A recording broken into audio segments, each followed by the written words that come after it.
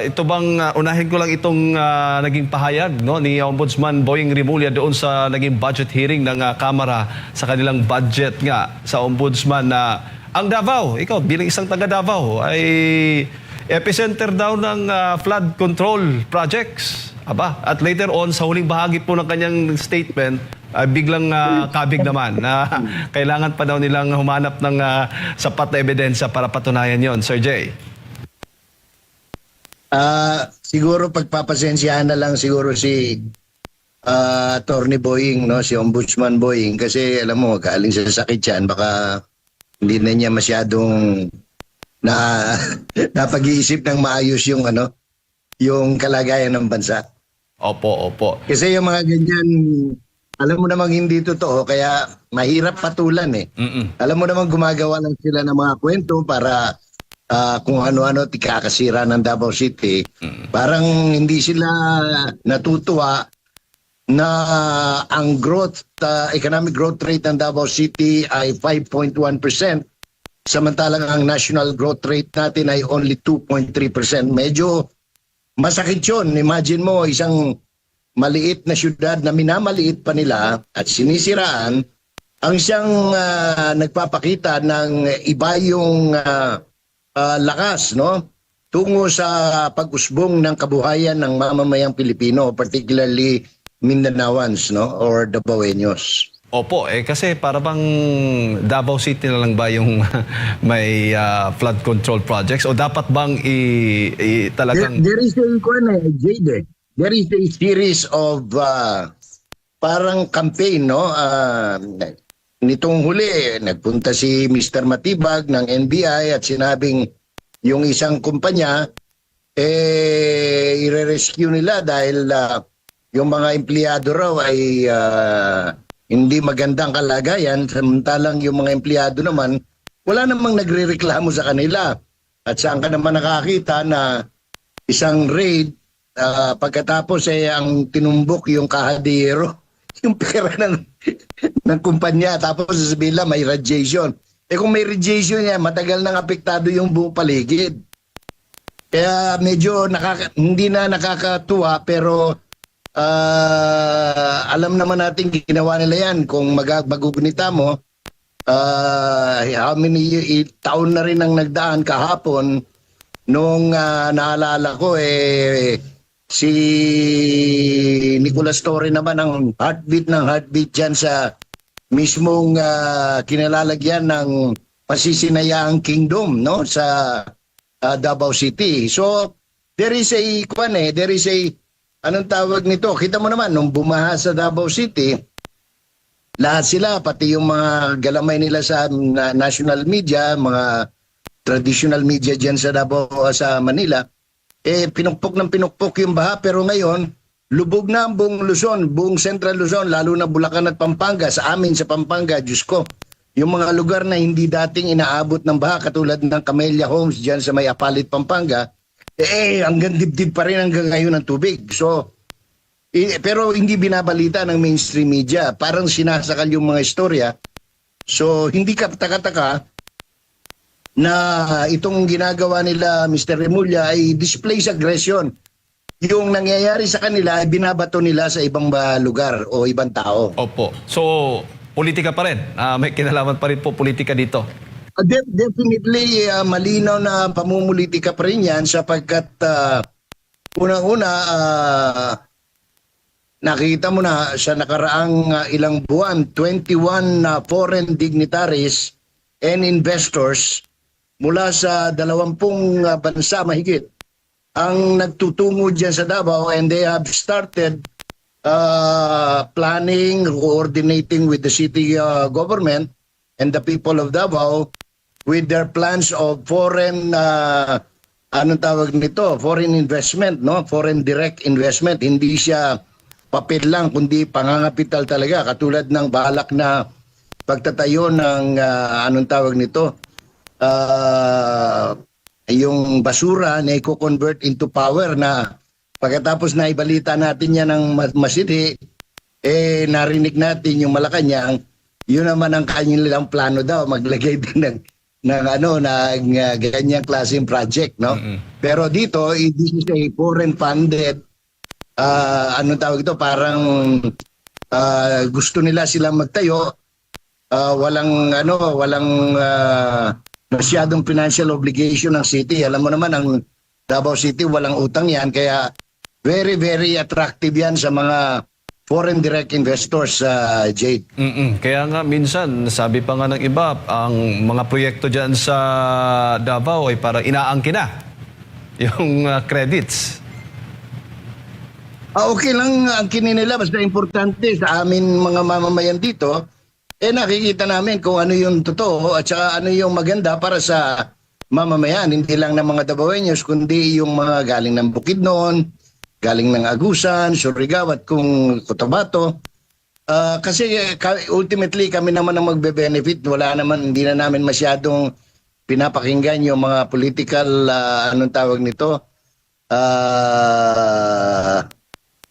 mga pakulo, no? Kasi pakulo naman yan, no? Obviously pakulo dahil kapareho niyan, baha sa buong Luzon pero namimigay ng ayuda doon sa lugar na wala namang baha, no?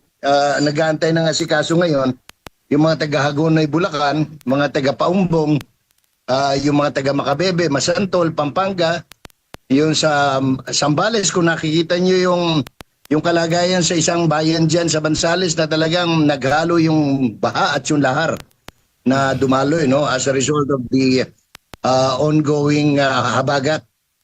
Opo. Sinisisi nga yung kalikasan, climate change. Sir Jay, yung nasa likod nga ng mga pagbaha ngayon sa ating bansa. Narinig ko nga si Presidente, hindi naman daw babaha kung hindi umulan na malakas Opo. Pero Sir Jay, papaano dapat ito balansihin ng taong bayan? At meron tayong, ang dami kasing mga pangyayari. Meron sabay-sabay. May budget hearing, budget season nga ngayon, patuloy na dinidinig. Kaya nga narinig natin yung pahayag ng Ombudsman Remulla patungkol nga dito sa Davao. Tapos may kasabay parang itong impeachment trial. So ano bang tingin mo dito? Well, una tapusin lang natin yung kay Mr. Remulla, yung palaging sinasabi niya, epicenter ng baha. Tandaan natin yung mga hindi nakakalam. Kami rito sa Davao, alam namin yung nangyayari. Pero para sa kapakanan ng mga nanonood sa ibang bansa at sa ibang bahagi ng Pilipinas, 4 na taon na walang national ayuda ang city government, walang pondong binibigay. In other words, kumakayod ang aming gobyerno rito, ang mamamayan, sa pamamagitan na rin ng pagsunod sa mga batas at pagbabayad ng tamang buwis dito, lokal, pasasaan at nakakaraos kami at nakakapag-project, nagkakaroon pa ng mga modern buses na wala talagang ayuda, no?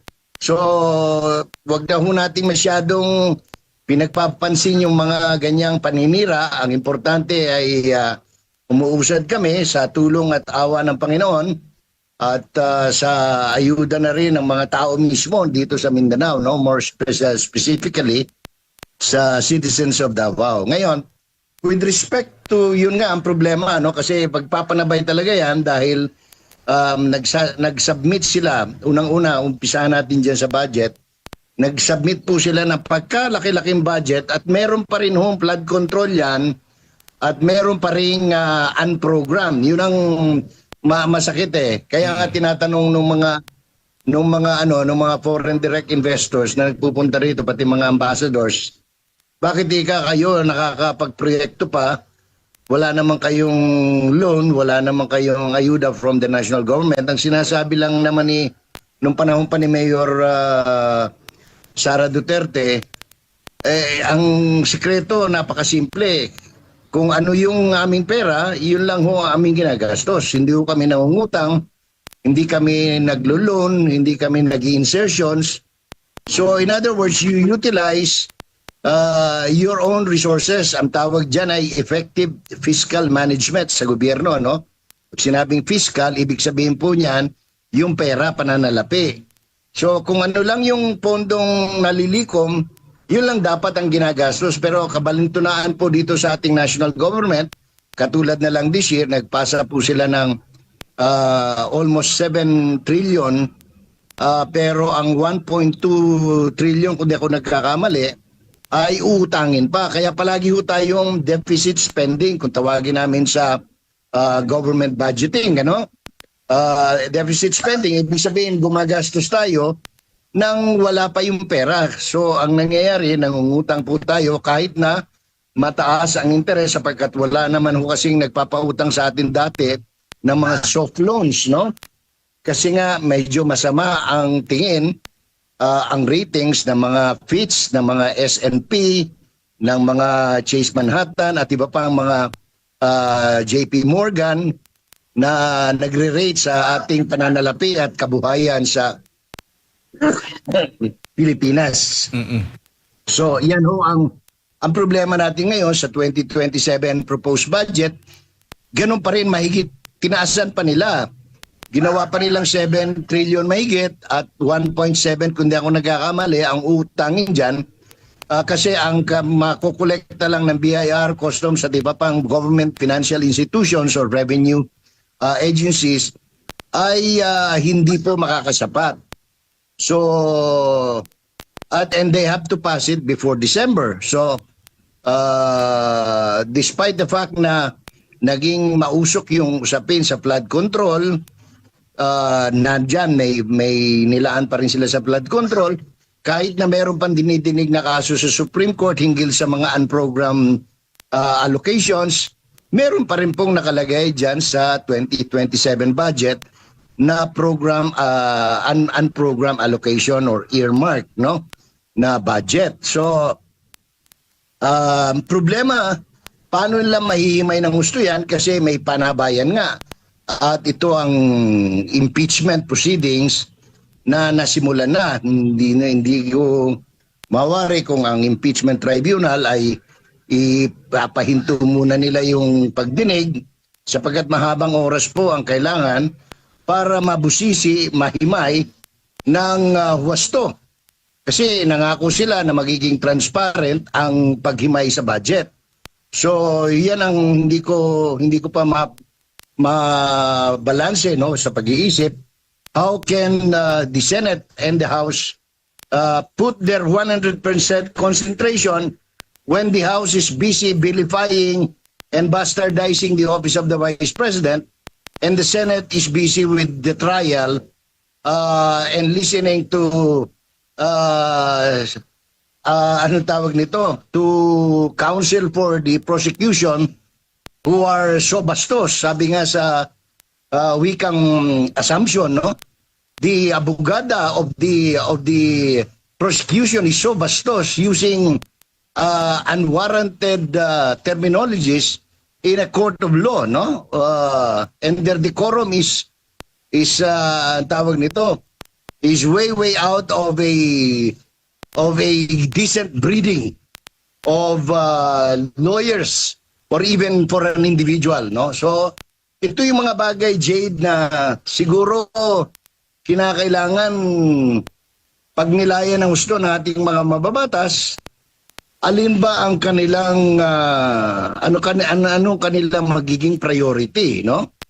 Because it appears that the priority of the House is to put down Vice President Sara Duterte kahit na ano pang sa kaparaanan, no, including appearing like uneducated people during the trial, no, yung gagamit ka ng mga salitang hindi ka nais-nais at hindi nararapat sa isang abogado o sa ano, kasi katulad kahapon, kahit pinipilit nila, pinipiga nila, wala naman silang napipiga kasi unang-una, hindi naman sila yung dapat iniimbestigahan, no, or ginagawang witness sa kaso.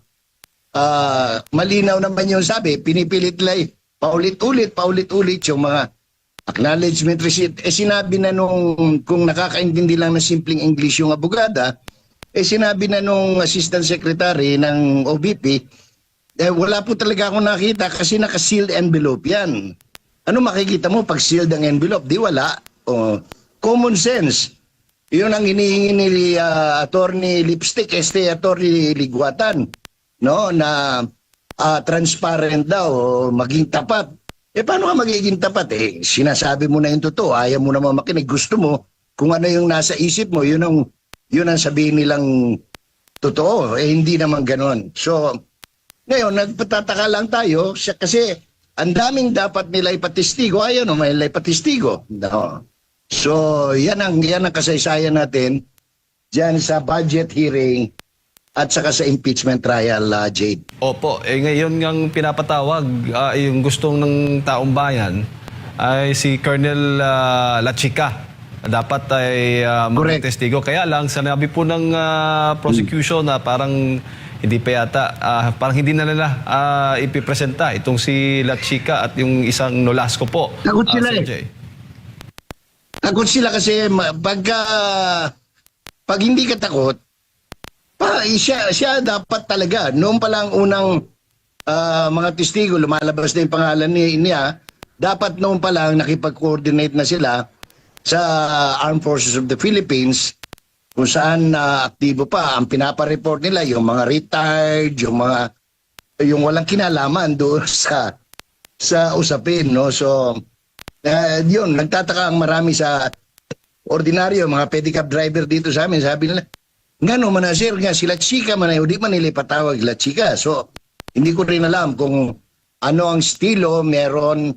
Kasi ang kanila, parang they are milking the situation, Admar and Jade, so that pinatatagal and they are using words like scam, mastermind, architect, para tuluyang masira. Ang problema nila kasi, the more na ginagawa nila yan kay Vice President Sara, mas lalong tumitibay pa yung pananalig ng mga tao, mas lalong tumataas yung kanyang acceptance rating, yung trust rating niya.